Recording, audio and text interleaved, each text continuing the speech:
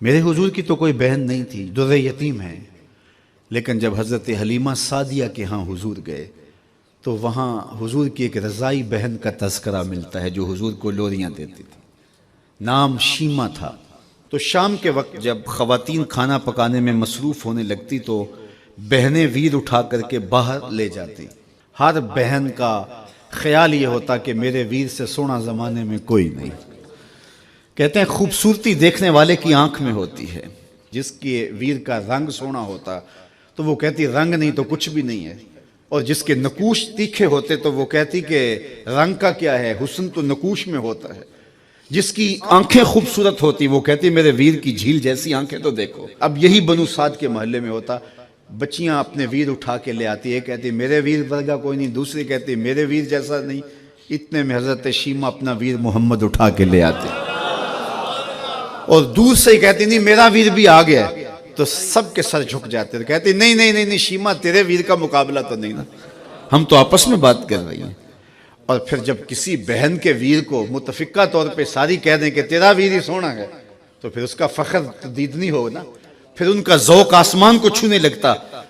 ابن حشام سیرت کی سب سے پہلی کتاب، اس میں یہ واقعہ لکھا ہے کہ پھر حضرت شیمہ حضور کو اپنی آغوش میں لے کے سمیٹتی اور پھر چومتی اور پھر وہ لوری دیتی، اور وہ لوری کے لفظ بھی لکھے ہیں، ربنا ابق لنا محمدا حتی اراہ یافعا و امردا، اللہ میرے ویر محمد کو سلامت رکھنا۔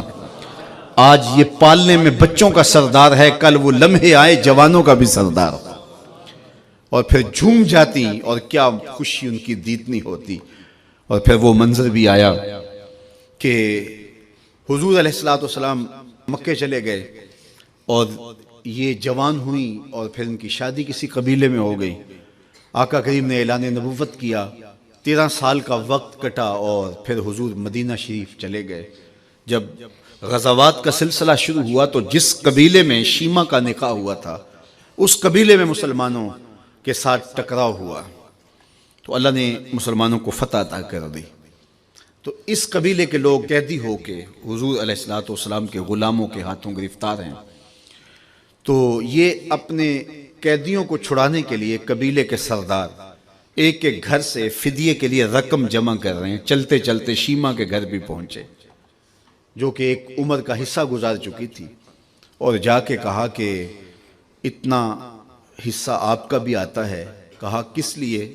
کہا وہ جو لڑائی ہوئی ہے اتنے ہمارے بندے گرفتار ہو گئے ہیں تو ان کو چھڑانا ہے۔ تو چلتے چلتے باتوں میں کسی کے لبوں پہ حضور کا نام آ گیا تو شیمہ نے کہا اچھا انہوں نے تمہارے لوگ پکڑے؟ کہا ہاں۔ تو کہا پھر تم رقم اکٹھی نہ کرو، مجھے ساتھ لے چلو۔ انہوں نے کہا تجھے ساتھ لے چلیں؟ کہا تم نہیں جانتی وہ میرا ویر لگتا ہے، وہ میرا بھائی لگتا ہے۔ قوم کے سرداروں کے ساتھ حضرت شیمہ حضور کے نوری خیموں کی جانب جا رہی ہیں اور صحابہ ننگی تلواروں سے پہرا دے رہے۔ یہ مکی دور تو تھا نہیں، یہ مدنی دور تھا۔ اور شیمہ قوم کے سرداروں کے لے کے جب آگے بڑھنے لگی نا تو صحابہ نے تلواریں سونت دی، رک جا اے دیہاتی عورت، جانتے نہیں آگے کوچہ رسول ہے، آگے بغیر اذن کے جبریل بھی نہیں جا سکتے، تم کون ہو؟ تو شیمہ نے جو لفظ کہے وہ لفظ نہیں ہے۔ اس نے کہا خلو سبیلی وَعَلَمُوا أَنَا أُخْتُ نَبِيِّكُمْ، میری راہیں چھوڑ دو، تم جانتے نہیں میں تمہارے نبی کی باجی لگتی ہوں۔ تلواریں جھک گئیں، آنکھوں پر پلکوں کی چلمنے آ گئے، راستہ چھوڑ دیا۔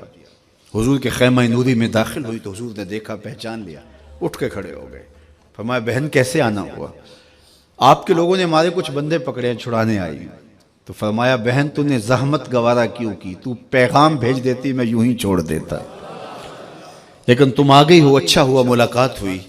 پھر حضور نے قیدیوں کو چھوڑنے کا اعلان کیا اور کچھ گھوڑے اور چند جوڑے حضرت شیمہ کو حضور نے تحفے کے طور پہ دیے۔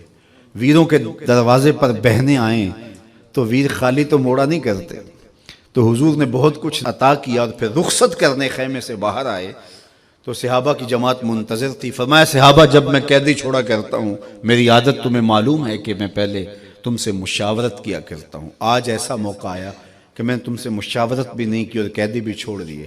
کہا جو چاہیں آپ کریں، لیکن کیوں مشاورت نہیں فرمائی؟ حضور اگر ارشاد فرما دیں تو فرمایا اس لیے کہ میرے دروازے پہ میری بہن آ گئی تھی۔